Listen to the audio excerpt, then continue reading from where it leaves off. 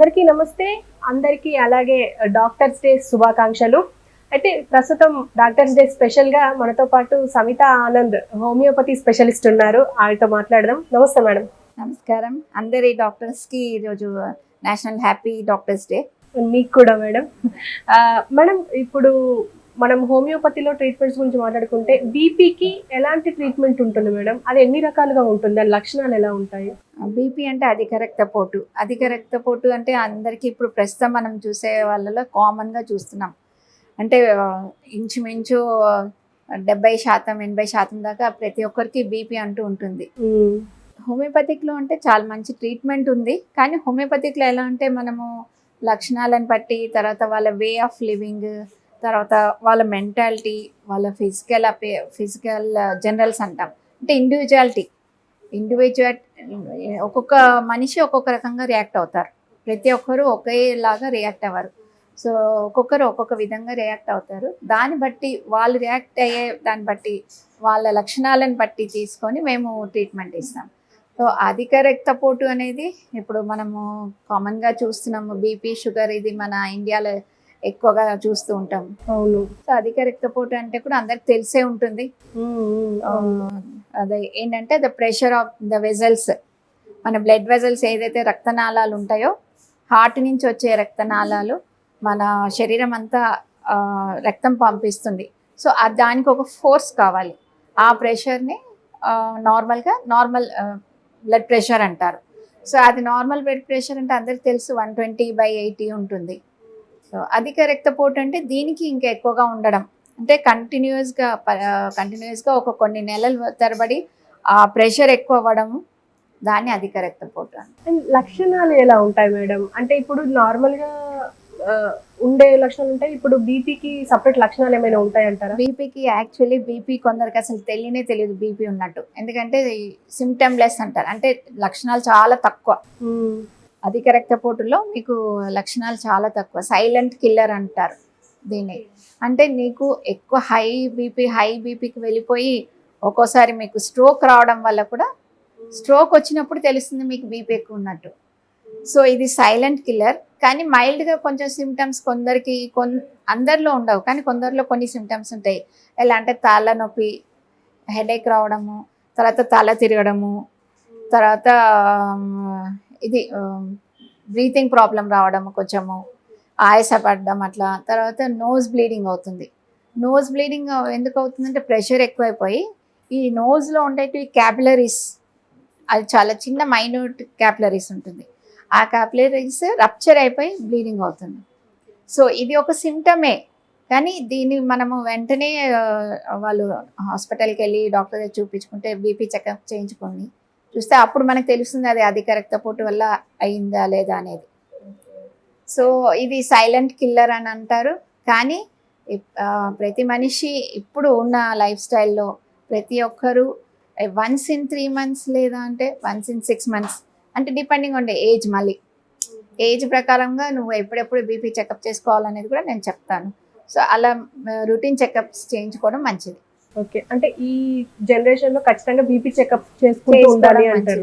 ఎందుకంటే మన life style, మన డైట్ హ్యాబిట్స్, తర్వాత ఫిజికల్ యాక్టివిటీ తగ్గిపోవడము, తర్వాత చిరుతిండ్లు, మన మెయిన్ డైట్ హ్యాబిట్స్లో ఎక్కువ మనము బయట తిండి తినడము, ప్రాసెస్డ్ ఫుడ్ తినడము, అందులో సాల్ట్ ఎక్కువ ఉండడము. సో దీనివల్ల మనకు అధిక రక్తపోటు ఎక్కువగా వచ్చే ఛాన్సెస్ ఉంటాయి. ఏ ఏజ్ పీపుల్కి ఈ లక్షణాలు ఉండే అవకాశం ఉందంటారు? ఇప్పుడు ఏజ్ ప్రకారం చూస్తే అంటే ఇప్పుడు మనము సాధారణంగా బీపీ పిల్లల్లో ఎప్పుడు మనం చూడలేదు. పిల్లల్లో ఉండదు బీపీ, హై బీపీ అంటూ ఉండదు.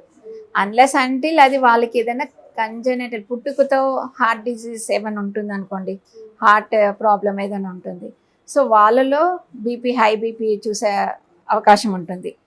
లేదా అంటే after 20, so up to teenage వరకు యూజువలీ బీపీ నార్మల్ ఉండాలి.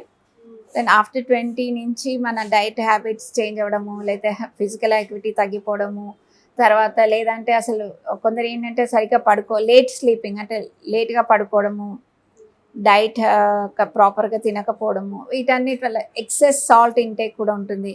ఎందుకంటే బయట ఫుడ్ తినే వల్ల దాంట్లో సాల్ట్ ఎక్కువగా ఉంటుంది. సో అవన్నీ తినడం 20 ఇయర్స్ తర్వాత నుంచి మొదలుపెట్టిన పిల్లల్లో బీపీ ఎప్పుడైనా వచ్చే అవకాశం ఉంటుంది. సో 20 టు నార్మల్గా అంతకుముందు అప్పుడు జనరేషన్లో వాళ్ళకైతే 40+, 50+, లేడీస్లో అయితే మరీ 50+, 55, 60+ వరకు బీపీ రాకపో. ఎందుకంటే oestrogen hormones use to maintain the blood pressure. కానీ ఇప్పుడు లేడీస్లో కూడా మనం త్వరగానే 30 ఇయర్స్లో కానీ చూడడము, జెంట్స్లో మామూలుగా అంటే రిస్క్ ఫ్యాక్టర్స్ కూడా ఉంటాయి. జెంట్స్లో 20 ఇయర్స్, 30 ఇయర్స్, 40 ఇయర్స్, 50 ఇయర్స్ అప్పుడులా కాకుండా ఇప్పుడు చాలా ఎర్లీగా మనము బీపీ అధిక రక్తపోటు చూస్తున్నాం. అంటే దీని వల్ల ఏమైనా అంటే ఈ ట్రీట్మెంట్ లో ఏమైనా ఎఫెక్ట్ అయ్యే అవకాశం ఉందంటారా? అంటే హోమియోపతిక్ ట్రీట్మెంట్ లో తప్పకుండా మీకు అంటే దాంతో పాటు వాళ్ళు లైఫ్ స్టైల్ కొంచెం మార్చుకోవాలి. డైట్స్ ఉంటాయి, డైట్ ప్లస్ ఫిజికల్ యాక్టివిటీ, మంచిగా నిద్రపోవడము, టైంకి తినడం, భోంచేయడము, కొంచెం ఫిజికల్ యాక్టివిటీ, వాకింగ్ ఉండాలి, రెగ్యులర్ వాకింగ్ ఉండాలి. సెడెంటరీ హ్యాబిట్స్ ఇప్పుడు అందరూ కూర్చొని పని చేయడం వల్ల యాక్టివిటీస్ తగ్గిపోయాయి. సో ఇవన్నీ చేస్తూ మళ్ళీ వాళ్ళకి హోమియోపతిక్ ట్రీట్మెంట్ ఇస్తే తప్పకుండా బీపీ కంట్రోల్లోకి తేవచ్చు. ఓకే. అండ్ హోమియోపతికి డిఫరెన్స్ ఏంటి అంటారా? అలోపతిలో అంటే ఇమీడియట్గా మీకు బీపీ ఎక్కువగానే తగ్గించేస్తుంది. మేమేమిటంటే కారణం చూస్తాం, ఎందుకు బీపీ ఎక్కువైంది, ఆ పర్సన్లో ఎందుకు బీపీ ఎక్కువైంది, దానికల్లా కారణం స్ట్రెస్. ఇవాళ స్ట్రెస్ ఎక్కువగా ఉంటుంది, ఫైనాన్షియల్ స్ట్రెస్ అవ్వచ్చు, ఇంట్లో ఫ్యామిలీ స్ట్రెస్ అవ్వచ్చు, ఎవరిదైనా ఇంట్లో హెల్త్ ఇష్యూస్ వల్ల కూడా కొందరు ఎక్కువ స్ట్రెస్ తీసుకొని వాళ్ళకి బీపీ. సో ఇవన్నీ కన్సిడర్ చేస్తాం. ఈ స్ట్రెస్ ఫ్యాక్టర్స్ కూడా ఏమైనా ఉన్నాయా అవన్నీ కన్సిడర్ చేసుకొని మనము ట్రీట్ చేస్తే తప్పకుండా ఆ పేషెంట్కి రిలీఫ్ వస్తుంది హోమియోపతిక్లో. కాకపోతే ఎప్పుడైతే అలోపతిక్ మెడిసిన్ స్టార్ట్ చేశారో వాళ్ళు వెంటనే ఆపకుండా హోమియోపతిక్ స్టార్ట్ చేసి కొంతకాలం తర్వాత అలోపతిక్ మెడిసిన్ స్లోగా తగ్గించేసి హోమియోపతిక్ మీద ఉండొచ్చు. ప్లస్ లైఫ్ స్టైల్, నేను చెప్పినట్టు వాళ్ళు లైఫ్ స్టైల్ మేనేజ్మెంట్ చేసుకుంటూ ఉంటే తప్పకుండా బీపీ కంట్రోల్లో పెట్టుకోవచ్చు. మేడం, ఇప్పుడు ఈ బీపీ వల్ల రిస్క్ ఫ్యాక్టర్స్ ఎంత వరకు ఉండే అవకాశం ఉందంటారు? రిస్క్ ఫ్యాక్టర్స్ ఇప్పుడు బీపీ వల్ల మనం ఎక్కువ బీపీ అయిపోగానే మనకు కాంప్లికేషన్స్ అంటే ఏమొస్తుంది అనేది, కొందరేంటి డైరెక్ట్గా సడన్గా హార్ట్ అటాక్ రావడం. అవును, హార్ట్ అటాక్తో వచ్చిన వాళ్ళకి మనకు తెలుస్తుంది బీపీ ఎక్కువ ఉందని. అంటే అంతవరకు వాళ్ళకి ఏం సిమ్టమ్స్ ఉండవు, వాళ్ళు పెద్దగా హెడేక్ వచ్చినా అంతగా పట్టించుకోరు, ఇదేదో మైల్డ్ హెడేక్ అట్లా అనుకుంటారు. సో ఇన్ కేస్ అలా ఒకటి రిస్క్ ఫ్యాక్టర్ హార్ట్ అటాక్ వచ్చేది ఉంటుంది, ఇంకోటి బ్రెయిన్ స్ట్రోక్ అవుతుంది. సో ఇలా ఇంకోటి కిడ్నీ డిజీజ్, కిడ్నీ ఫెయిల్యూర్స్ అవ్వడం, తర్వాత ఐ డ్యామేజ్ అవుతుంది. ఎందుకంటే ప్రెషర్ ఎక్కువైపోయి ఈ మనకు బ్లడ్ సప్లై ఉంటుంది కదా, కన్నుకి సప్లై చేసే ఆ పర్టికులర్ బ్లడ్ వెజల్ రప్చర్ అయింది అనుకోండి, సో విజన్ పోతుంది. సో ఈ లక్షణాలు కూడా, ఇవన్నీ కొంచెం మనకు రిస్క్ ఫ్యాక్టర్స్ బీపీ ఎక్కువగా ఉంటాయి. ఓకే.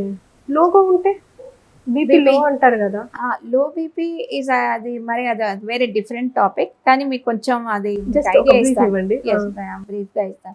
లో బీపీ అంటే ఇప్పుడు నార్మల్ ప్రెషర్ ఇప్పుడు మనం తెలుసుకున్నాం కదా, 120/80, తర్వాత 130/80 ప్రైమరీ హైపర్ టెన్షన్, తర్వాత 140కి వెళ్ళిపోతే సెకండరీ హైపర్ టెన్షన్, అలా ఉంటాయి.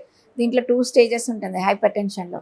అయితే లో బీపీలో ఏంటంటే 100కి తక్కువ ఉండడం, పైనది సిస్టోలిక్ ప్రెషర్ 100 less than 100, కింద less than 60 or 60 and 60 below ఉండేది లో బీపీ అంటారు. ఇక్కడ మనం నార్మల్గా కొట్టుకోవాల్సిన ఆర్టరీస్ ఇక్కడ ప్రెషర్ చాలా స్లోగా కొట్టుకుంటుంది.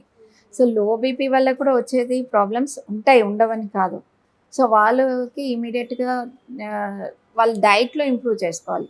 వాళ్ళకంటే సోడియం ఇంటేక్ తక్కువ అయి ఉండొచ్చు, వాళ్ళు సాల్ట్ ఇంటేక్ తక్కువగా తీసుకుంటున్నారు, అయితే థైరాయిడ్ ప్రాబ్లమ్స్లో కూడా లో బీపీ ఉంటుంది. సో ఇమీడియట్గా మనం థైరాయిడ్ చెకప్స్ చేయించుకోవడము అలాంటివి చూసుకొని డైట్ ప్రాపర్గా తీసుకోవాలి. వాళ్ళు కొంచెం సాల్ట్ ఇంటేక్ ఇంక్రీజ్ చేసుకోవచ్చు, ఎక్కువ తీసుకోవాలి. ఫ్లూయిడ్స్ ఇంటేక్ ఎక్కువ తీసుకోవాలి, అంటే వాళ్ళ బ్లడ్లో ఈ సోడియం, పొటాషియం ఇవన్నీ కొంచెం తగ్గిపోయి ఉంటుంది. సో ఇందులో వచ్చి మీకు ఫ్లూయిడ్ ఇంటేక్ అదే, కానీ లో బీపీలో మీకు మెడిసిన్స్ అంటూ ప్రత్యేకంగా లేవు లో బీపీకి. అఫ్కోర్స్ హోమియోపతిలో మేము ఇది కూడా will take consider A point. తర్వాత నేను మీకు చెప్పినట్టు ఒక్కొక్క మనిషి ఎలా రియాక్ట్ అవుతాడు అని చెప్పాను హోమియోపతిలో. అలా వాళ్ళ లక్షణాలను బట్టి మనం తీసుకొని మెడిసిన్ ఇస్తే తప్పకుండా లో బీపీ కూడా క్యూర్ అవుతుంది. మేడం ఇది ఫైనల్గా ఏంటంటే ఈ రక్తపోటు అనేది లైఫ్ లాంగ్ ఉంటుంది అంటారా ఒకసారి వస్తే? అది అది యాక్చువల్లీ అందుకే నేను ఇందాక చెప్పంటే 2 టైప్స్ ఉంటాయి అని చెప్పాను. ప్రైమరీ హైపర్ టెన్షన్ ఉంటుంది, సెకండరీ హైపర్ టెన్షన్ ఉంటుంది. ప్రైమరీ ఏంటంటే సడన్గా వచ్చేస్తుంది, మనకు తెలీదు. బీపీ సడన్గా అంతవరకు బాగానే ఉంటారు కానీ సడన్గా వస్తుంది. దానికి కారణం సాధారణంగా కారణం ఉండదు. ఒక్కోసారి కారణం ఏముంటుందంటే మన బ్లడ్ వెజల్స్లో ఏదైనా ప్లేక్ ఫామ్ అయి నారోగా అయిపోవడం వల్ల ప్రెషర్ అది బ్లడ్ ఒకటి ఫోర్స్గా పంపించాల్సి వస్తుంది. సో అది ప్రైమరీ హైపర్ టెన్షన్ అంటారు. దీంట్లో మనం ట్రీట్మెంట్ ఆ నారోనెస్ ఉంటుంది కదా, అది ఇన్ కేస్ ఆ నారోనెస్ ఎక్కువగా అయిపోతే అది మనము యాంజియోప్లాస్టిక్ అని ఇవాళ చేస్తారు, వైడనింగ్ చేస్తారనమాట. సో ఆ ట్రీట్మెంట్కి వెళ్ళవలసి వస్తుంది. ఇది ప్రైమరీ హైపర్ టెన్షన్ కిందకి వస్తుంది. మళ్ళీ సెకండరీ హైపర్ టెన్షన్ అంటారు. అది మనకు ఆల్రెడీ అండర్లైన్ మనకి ఏమైనా డిజీజెస్ ఉన్నాయి, కిడ్నీ డిజీజ్ ఉంది, కంజనైటల్ హార్ట్ డిజీజ్ ఉంది, తర్వాత కొందరు రెగ్యులర్గా మెడిసిన్స్ ఎక్కువగా తీసుకుంటుంటారు, కోల్డ్ వాటికి అలర్జీ మెడిసిన్స్. అవి ఏమవుతుందంటే they indirectly effect the kidneys, then మళ్ళీ హార్ట్ సర్క్యులేషన్ది ఎఫెక్ట్ అవుతుంది. సో మా అండర్లైన్ డిసీజెస్ మళ్ళీ కంజనైటల్ పుట్టుకతో కంజనైటల్ హార్ట్ డిజీజ్ ఎలాంటివైనా ఉన్న వాళ్ళు ఇలా, ఇంకా స్లీప్ అబ్స్ట్రక్టివ్ అప్నియా అంటారు. పడుకునేటప్పుడు బ్రెత్లెస్నెస్ అవ్వడము, సడన్గా ఇప్పుడు పడుకున్నప్పుడు లేచేస్తారు చూడండి, బ్రీతింగ్ సరిగ్గా కాకుండా. సో ఏదైతే కొందరికి ఆల్రెడీ కొంచెం డిజీజ్ ఉంది, అడ్రినల్ గ్లాండ్ ట్యూమర్స్ అంటారు, అంటే కిడ్నీ మీద అడ్రినల్ గ్లాండ్స్ ఉంటాయి. సో దాని డిజీజెస్ ఏమన్నా ఉన్నాయి అనుకోండి. సో ఇవన్నీ సెకండరీ హైపర్ టెన్షన్. ఆల్రెడీ ఒక డిజీజ్ ఉంటుంది బాడీలో, దాని నుంచి మనకు సెకండరీ హైపర్ టెన్షన్ వస్తుంది, బీపీ. సో మనం ఆ డిజీజ్ని ట్రీట్ చేస్తే ఈ బీపీ కూడా కంట్రోల్ అయ్యే అవకాశం ఉంటుంది. సో లైఫ్ లాంగ్ అంటూ లేదు, ప్రత్యేకంగా లైఫ్ లాంగ్ అంటూ తీసుకోవాలని ఏమీ రూల్ లేదు.